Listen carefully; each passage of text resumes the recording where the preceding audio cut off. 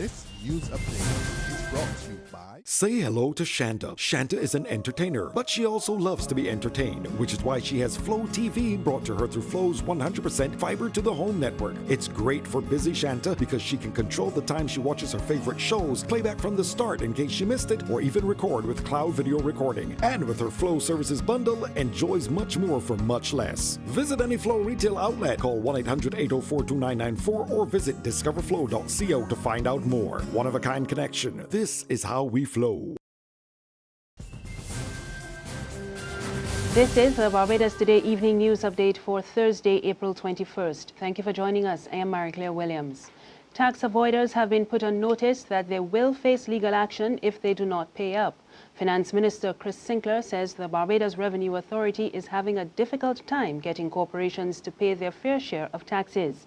Sinckler says the agency has been clamping down on defaulters and they are now preparing to step up their action. They are going to go into phase 2 in relation to actually pursuing legal options to deal with this matter, because everybody wants back their tax return. Everybody wants the economy to have a lot of money in terms of revenue to do all the things that we need to do, and that is okay. However, we also have to know that if people do not pay their taxes, then you're going to have challenges. And we don't want people to have to pay more than they should, but we want them to pay their fair share. And if everybody pays their fair share, the rates can go down, because we have enough going on in Barbados. We have a big enough economy. I believe that once the tax administration is right and the compliance rate is high enough, we should be able to raise enough revenue to do the things that we need to do. Tourism Minister Richard Seeley says officials are now working to revive business at the Grantley Adams International Airport, Inc. Several shops have closed their doors in recent months, and Seeley told Barbados Today that a new commercial manager has been appointed to look at this concern, among other areas. He also admitted that high rent may have contributed to the exodus. It is pointless to have a scenario where, you have rents that are unrealistic or just simply too high. Doesn't make sense, because all that will happen is that you find yourself in all sorts of legal entanglements trying to collect arrears from people, or threatening to evict people, or both, or you simply will have empty spaces because nobody will come and take up the space. So we have someone in place now who will actively focus on that issue, and hopefully we can see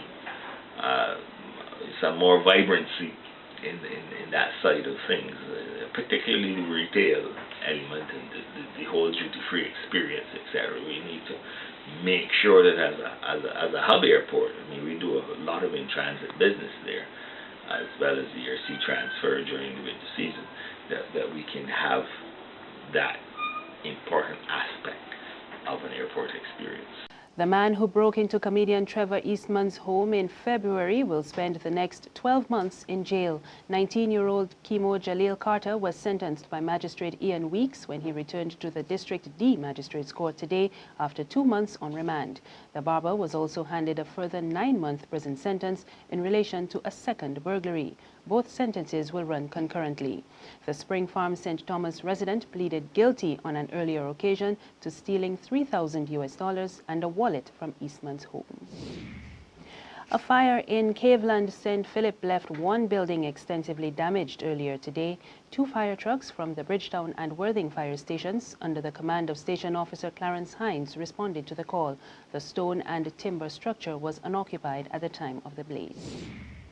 In sports, West Indies batsman Chris Gayle says he has named his first daughter Blush. It comes months after his controversial comment to Australian broadcaster Mel McLaughlin, "Don't blush, baby," landed him in trouble. Gayle announced the baby's arrival on social media and also said the birth was the greatest gift and feeling anyone would want. He also said his partner, Natasha Berridge, was in good health. There's regional and international news after this short break.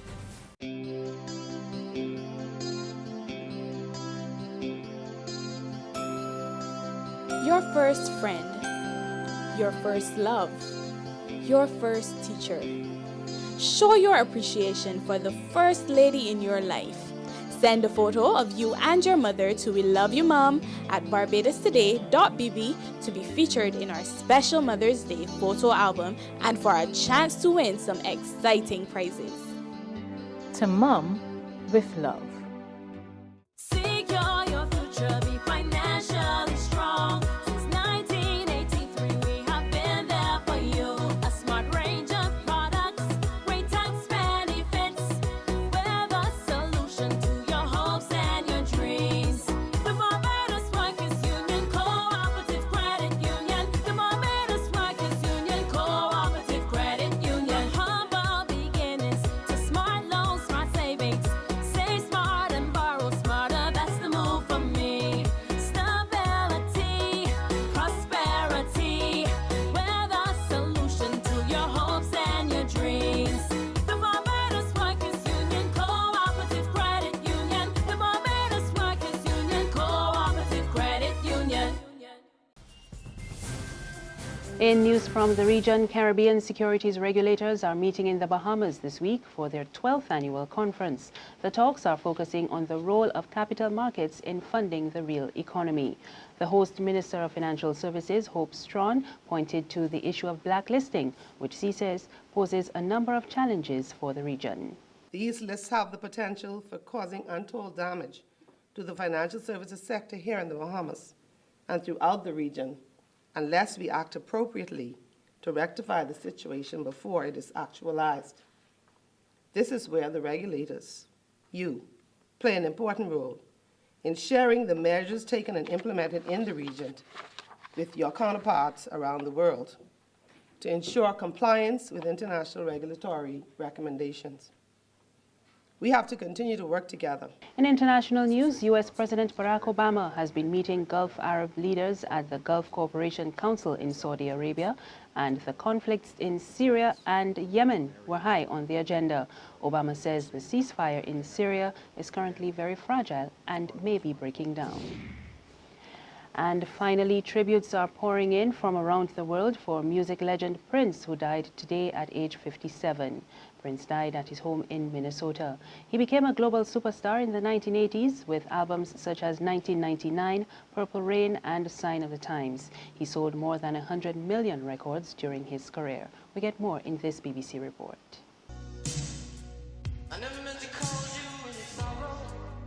Prince, one of the greatest pop stars of the last 40 years, is dead.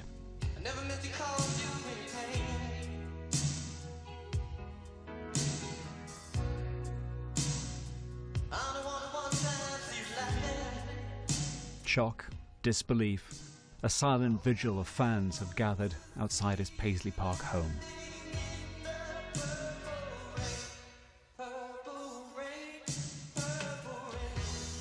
Some of them said they'd seen him only a few days ago, a reassuring sight after hearing of a medical emergency which had forced his private jet to make an emergency landing. It was said at the time he was feeling better, resting at home. Then today, police were called to his home here in Minnesota, where they discovered his lifeless body. Maybe I'm just too demanding. Maybe I'm just like my father, too bold, maybe. We have lost one of pop's most creative talents. And that's the evening news. Remember, there's more on our website, www.barbadostoday.bb. You can also subscribe to our e-paper, email updates, and like us on Facebook. We're on Izumi Media in bus terminals and Screenplay at supermarkets and gas stations near you. You can also tune in to Channel 99 on Flow TV or Mix 96.9 FM for more news and sports. I am Maricla Williams. Good evening.